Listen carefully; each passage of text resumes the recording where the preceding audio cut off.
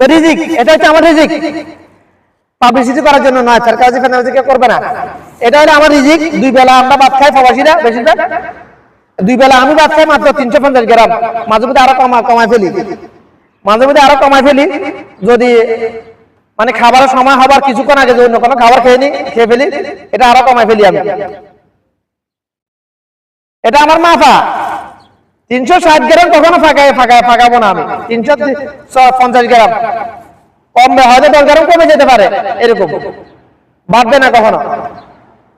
কারণ বাড়বে এটা আমার পেটে যাবে না। প্লেটে নিয়ে নেওয়ার পরে যদি এক মৌকা বেশি হয়ে যায়, ওটা আমার ভিতরে যাবে না। এটা আমার নেশা,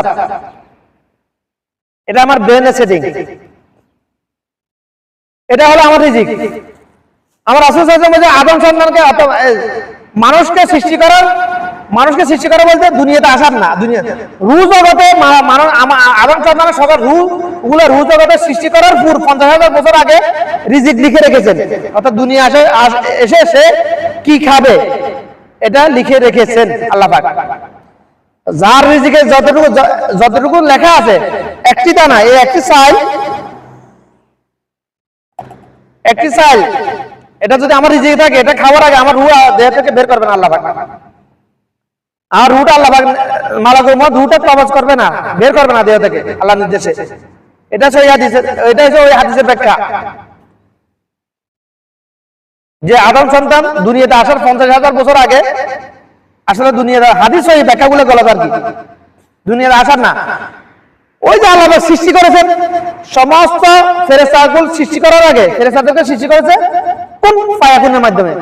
শুধু মানুষ ব্যতীত সৃষ্টি করে সবকিছু দুইটা শব্দ দ্বারা সৃষ্টি করেছেন, কোন ফায়াকুন এই শব্দের মাধ্যমে। কোন হয়ে যাও, ফায়াকুন হয়ে গেছে, এই দুইটা শব্দের মাধ্যমে সৃষ্টি করেছে, শুধুমাত্র মানুষ ব্যতীত।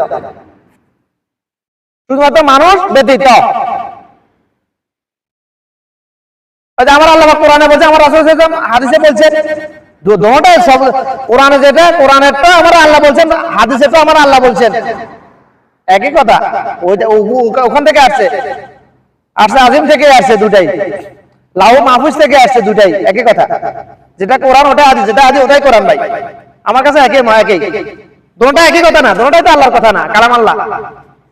এখন জাহেলরা কালাম আল্লাহ জানে না, বুঝে না, তারা ব্যাখ্যা দিবে কিভাবে? জাহেলরা কালাম আল্লাহ জানলে বুঝলে পারবে না, সেই হওয়ার কারণে সঠিক ব্যাখ্যা দেয় না, এই জন্য সমস্যা।